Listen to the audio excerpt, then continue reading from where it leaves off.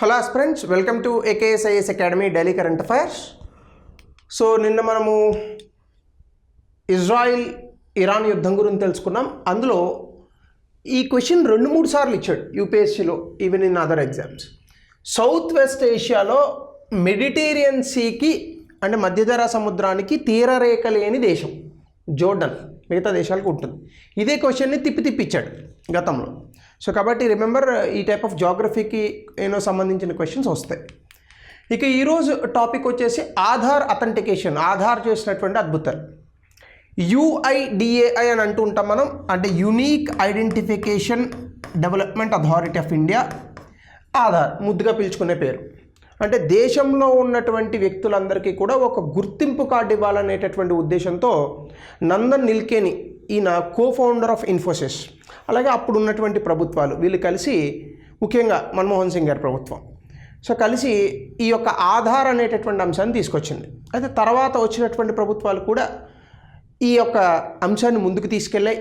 ఇప్పుడు ఆధార్ ఒక ప్రత్యేకమైనటువంటి గుర్తింపుగా వ్యక్తులందరికీ కూడా, ముఖ్యంగా మన దేశంలో ఉన్నటువంటి పౌరులందరికీ కూడా దొరుకుతుంది. అయితే ఇందులో ఇంట్రెస్టింగ్ థింగ్ ఏంటంటే, ఆధార్ని చాలామంది గుర్తింపు కార్డుగా తెలుసు, కానీ కొన్నిసార్లు సిటిజన్షిప్గా భావిస్తారు, అంటే పౌరసత్వ హక్కుగా భావిస్తారు. So Aadhaar is not a citizenship. ఇది చాలా క్లియర్గా బాంబే హైకోర్టు చెప్పింది. తర్వాత కాలంలో సుప్రీంకోర్టు వచ్చినటువంటి విషయంలో కూడా మహారాష్ట్ర హైకోర్టు చెప్పింది. అలాగే సుప్రీంకోర్టు కూడా ఆధార్ అనేది it is not a recognition of citizenship, it is only a recognition of identity. It is a proof of identity, especially with the address ప్రూఫ్గా మాత్రమే నిలిచింది. సో ఈ ఆధార్ ఇటీవల కాలంలో రికార్డు స్థాయిలో 211 కోట్ల అథెంటికేషన్స్ జరిగాయి. అంటే ఇప్పుడు మనం సిమ్ కార్డ్ తీసుకుంటే వేలుముద్ర వేస్తాం, ఇట్లాంటి అథెంటికేషన్స్ 211 కోట్ల అథెంటికేషన్స్ జరిగాయట. గత సంవత్సరంలో ఇది 206 కోట్లే ఉంది, ఇప్పుడు మాత్రం 211 కోట్లు జరిగింది. It is a big digital growth in India. ఎందుకంటే ప్రపంచవ్యాప్తంగా ఇన్ని అథెంటికేషన్స్ జరిగి, అది కూడా an emerging nation, a developing economy, where 50% of the people are poor people are else below poverty line. World bank లెక్కల ప్రకారం అయితే దాదాపుగా 12% ఉన్నటువంటి దేశము, దాదాపుగా అమెరికా జనాభాతో సమానంగా పూర్తి స్థాయిలో పోవర్టీ ఉన్నటువంటి దేశము. అట్లాంటి దేశంలో ఇంత అద్భుతమైనటువంటి డిజిటల్ ప్రపంచాన్ని సృష్టిస్తున్నటువంటి భారతదేశం ఖచ్చితంగా డిజిటల్ స్థాయిలో ప్రపంచంలో మొదటి స్థానంలో, ఆ మొదటి లీడర్లో ఉంటుంది. సో దీనికి సంబంధించి గతంతో పోల్చుకుంటే చాలా పెరిగింది. గతంలో 201 కోట్లు మాత్రమే ఉంది. సో సిన్స్ ఇన్సెప్షన్, అంటే ఆధార్ వచ్చినటువంటి నాటి నుండి 15,223 కోట్ల ట్రాన్సాక్షన్స్, అంటే అథెంటికేషన్స్ ఆధార్తో జరిగాయి. సో కాబట్టి ఆధార్ గురించి కొంత ఇన్ఫర్మేషన్ చూద్దాం. సో ఆధార్ అనేది ఒక 12 డిజిట్ యూనిక్ ఐడెంటిఫికేషన్ నెంబర్. ప్రతి వ్యక్తికి అది డిఫరెంట్గా ఉంటుంది. యూనిక్ అని అన్నాం కదా. అయితే దీన్ని ప్రూఫ్ ఆఫ్ ఐడెంటిటీ, గుర్తింపు కార్డు కానీ అడ్రస్ కానీ కూడా ఉపయోగిస్తారు. సో ఆధార్ అనేది ఒక బయోమెట్రిక్ డాక్యుమెంట్ కూడా, అంటే మన తాలూకా ఫింగర్ ప్రింట్స్, రెటీనా స్కాన్ ఇవన్నీ కూడా ఉంటాయి. ఇందులో పర్సనల్ ఇన్ఫర్మేషన్, అంటే ఒక వ్యక్తి తాలూకా ఈ వ్యక్తిగత సమాచారాన్ని పొందుపరుస్తారు. దీన్ని ఒక పర్సన్కి, భారతదేశంలో ఉన్నటువంటి ఒక వ్యక్తికి ఇవ్వచ్చు. అలాగే భారతదేశంలో ఉంటున్నటువంటి ఎవరైనా విదేశీయులు 6 నెలలకు పైగా ఉంటే వాళ్ళకు కూడా ఆధార్ని ఇచ్చేటటువంటి అవకాశం ఉంటుంది. సో అప్లికెంట్స్ దాదాపుగా 18 లిస్టెడ్ డాక్యుమెంట్స్ ఉంటాయి. మీరు ఎక్కడ ఉంటున్నారు ఇలాంటివన్నీ కూడా, వీటిని ఇచ్చి ఈ ఆధార్ అనేటటువంటి దాన్ని పొందాలి. సో ఫారెన్ నేషనల్స్ 6 నెలల పాటు కంటిన్యూస్గా ఉంటే వాళ్ళ ఆధార్ని పొందొచ్చు. ఆధార్ నెంబర్ వల్ల మనకి చాలా సర్వీసెస్ వస్తాయి. బ్యాంక్ అకౌంట్ తీసుకోవచ్చు, మొబైల్ కనెక్షన్స్ తీసుకోవచ్చు, even government and private sector facilities ఏమన్నా ఉంటే ఆధార్ని ఒక ప్రూఫ్ ఆఫ్ ఐడెంటిటీగా ప్రొవైడ్ చేసి అవి కూడా మనం తీసుకోవచ్చు. అయితే బాంబే హైకోర్టు ఆధార్ అనేటటువంటి దాన్ని it is only proof of identity, it is not a proof of citizenship are date of birth. అంటే ఎక్కడైనా మనం పుట్టినటువంటి తేదీని గుర్తించాలి అంటే దానికి ఆధార్ పనికిరాదు. Of course, some of the organizations they are accepting as an optional choice, but in terms of legality, the citizenship or the date of birth, they are not actually approved by the Aadhaar. So proof of citizenship and date of birth అనేటటువంటివి, date of birth సాధారణంగా మనం 10th class certificate కానీ లేదా ఈ birth సర్టిఫికేట్లో కానీ ఇస్తుంటాం. ఆధార్ని అలా పరిగణించడానికి లేదు, as per the ruling of the high court, and even supreme court reiterated the same thing. అయితే ఇక్కడ ఒకసారి బ్యాక్గ్రౌండ్ అండ్ సిగ్నిఫికెన్స్ చూస్తే, ఆధార్ అనేది 2009 సంవత్సరంలో వచ్చింది.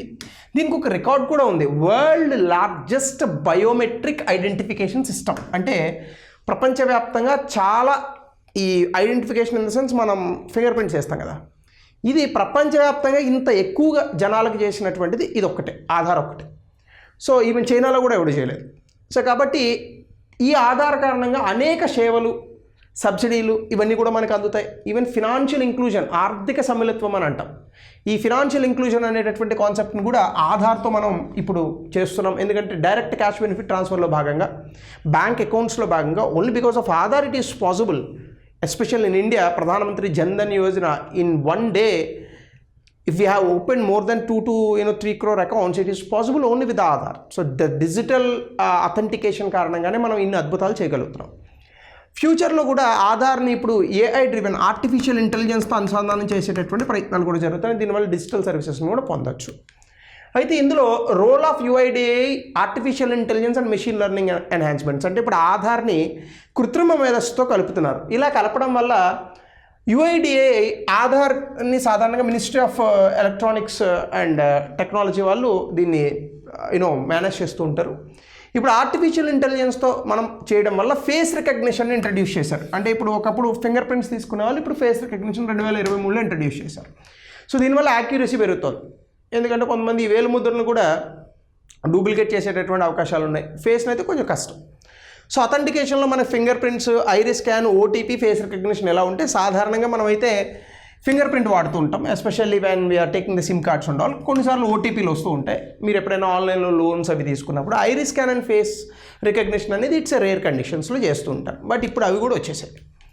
అట్లానే ఆధార్ తాలూకా ఇంపాక్ట్ కనుక మనం చూస్తే దీనివల్ల అద్భుతమైన డిజిటల్ పరిపాలన సాధ్యమవుతుంది. ముఖ్యంగా ప్రభుత్వం ఇచ్చేటటువంటి అనేక సంక్షేమ పథకాలు అన్నీ కూడా ఈ ఆధార్ ఉన్నటువంటి కారణంగానే డైరెక్ట్ క్యాష్ బెనిఫిట్ ట్రాన్స్ఫర్ జరుగుతుంది.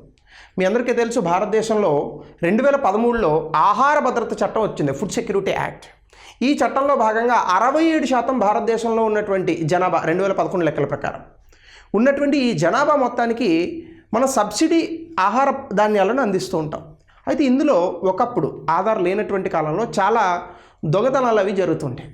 విచ్ మీన్స్ ద పీపుల్ ఈ గోస్ట్ అకౌంట్స్ అని అంటారు. అంటే ఈ దొంగ కార్డులు సృష్టించి వచ్చేటటువంటి ఆహార ధాన్యాలని పక్కకి సైడ్ వేసేసేవారు. ఎప్పుడైతే క్యాష్ బెనిఫిట్ ట్రాన్స్ఫర్ లాంటివి వచ్చాయో ఇట్లాంటి అథెంటికేషన్స్ ఉన్నటువంటి కారణంగా చాలా వైట్ కార్డ్స్, దొంగ కార్డులను వీటిని తొలగించారు. ఇది ఒక ఎగ్జాంపుల్. ఇలాంటి ఎగ్జాంపుల్ అనేకం ఉన్నాయి ప్రభుత్వం ఇచ్చేటటువంటి సంక్షేమ పథకాలు. దీనివల్ల కొన్ని వేల కోట్ల రూపాయలు ప్రభుత్వానికి కలిసి వస్తుంది. 2, ఫినాన్షియల్ ఇంక్లూజన్. KYC నామ్స్ చాలా ఈజీ అయిపోయాయి. Once upon a time taking a bank account was big miracle. Miracle అనే పదం చాలా పెద్దది. It was big difficulty. కానీ ఇప్పుడు ఆన్లైన్లో కూడా మన అకౌంట్ ఓపెన్ చేయొచ్చు ఆధార్తో. నో యువర్ కస్టమర్ నామ్స్ చాలా ఈజీ అయిపోయాయి. అలాగే ఎకనామిక్ గ్రోత్, ఇండియా డిజిటల్ ఎకనామీకి ఇప్పుడు మనం UPI పేమెంట్స్ అన్నా ఎంత అయింది, 10 రూపాయలు టప్మని తీసి పేమెంట్ కొడుతున్నాం. ఇవన్నీ ఎలా సాధ్యపడుతున్నాయి? It is because of the Aadhaar. So అలాగనే టెక్నాలజీ, ఆధార్ ప్లస్ టెక్నాలజీ. అలాగే ట్రాన్స్పరెన్సీ, ఎఫిషియన్సీ పెరుగుతోంది ప్రభుత్వంలో, ఈవెన్ ప్రైవేట్ సెక్టర్లో కూడా. ఇవన్నీ ఆధార్ క్రియేట్ చేసినటువంటి ప్రభావాలు. అయితే ఆధార్లో కొన్ని సమస్యలు కూడా ఉన్నాయి. ఒకటి ఏంటంటే ownership of Aadhaar as a proof of citizenship. అంటే ఎలక్షన్ కమిషన్ ఆధార్ని ప్రూఫ్ ఆఫ్ డేట్ ఆఫ్ బర్త్గా యాక్సెప్ట్ చేస్తోంది కొన్ని సందర్భాల్లో, కానీ సాధారణంగా దానికి వ్యాలిడిటీ లేదు. Because already I quoted the judgment of the high court of Maharashtra. Bombay high court ఇచ్చినటువంటి జడ్జ్మెంట్ ప్రకారం, ఈవెన్ సుప్రీంకోర్టు దాన్ని తోసిపుచ్చింది కూడా. దాని ప్రకారం ఆధార్ అడ్రస్ ప్రూఫ్కి మాత్రమే వాడతారు, ప్రూఫ్ ఆఫ్ ఐడెంటిటీకి తప్ప సిటిజన్షిప్ కానీ డేట్ ఆఫ్ బర్త్ కానీ వాడడానికి లేదు. But election commission is considering Aadhaar as a proof of date of birth which is invalid. ఇలాంటి కొన్ని సమస్యలు ఉన్నాయి. అలాగే ప్రైవసీ అండ్ సెక్యూరిటీ. చాలా వరకు ఆధార్ ఆల్మోస్ట్ ఈ సెన్సిటివ్ ఇన్ఫర్మేషన్ వల్ల దొంగల చేతుల్లోకి వెళ్ళిపోయింది. నా మధ్యకాలంలో ఎక్కడో ఒక చోట ఏదో ఒక పని మీద ఒక జిరాక్స్ షాప్ దగ్గర ఆగాను సమ్వేర్. సో అప్పుడు ఎవరో ఒక వ్యక్తి వచ్చి ఒక వ్యక్తి పేరు చెప్పి అతని వివరాలు చెప్పి ఆ ఆధార్ని వీళ్ళ దొంగ డేటాబేస్లోంచి ఒక జిరాక్స్ కాపీని తీసుకోగలిగాడు. అంటే ఆధార్ ఇన్ఫర్మేషన్ చాలా చోట్ల లీక్ అయింది. సో కాబట్టి సెన్సిటివ్ బయోమెట్రిక్ డేటా ఏదైతే ఉందో ఇది డేటా బ్రీచెస్కి చాలా పొటెన్షియల్ కన్సర్న్ ఉన్నటువంటి అంశం. ఐడెంటిటీ థెఫ్ట్ అంటే ఒక వ్యక్తి తాలూకా పూర్తి బయోమెట్రిక్ సమాచారాన్ని కనుక దొంగిలిస్తే చాలా చేయొచ్చు.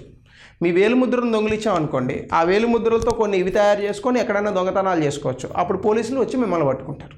సో ఇట్లాంటి ప్రమాదాలు ఉంటాయి.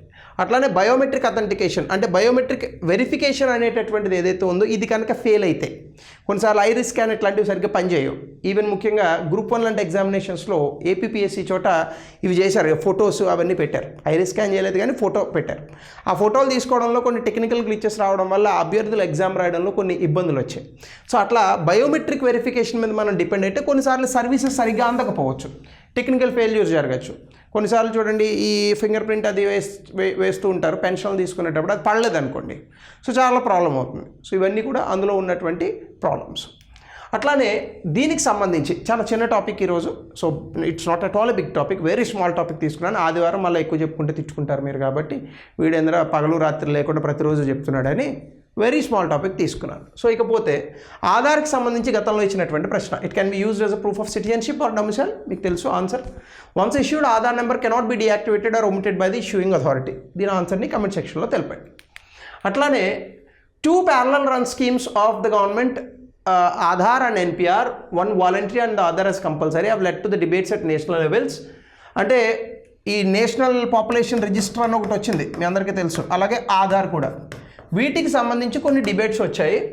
On merits discuss whether or not these both schemes need run concurrently. అంటే ఈ 2 స్కీమ్లు ఒకేసారి రన్ అవ్వాలా లేదా చర్చించండి. దాంతోపాటు ఈ స్కీమ్స్ వల్ల వచ్చేటటువంటి అభివృద్ధి కార్యక్రమాల్లో వచ్చే బెనిఫిట్స్ ఏంటి అది కూడా చర్చించండి అని అడిగాడు. దీని 200 పదాల్లో 2 పార్ట్స్ని కూడా రాయండి.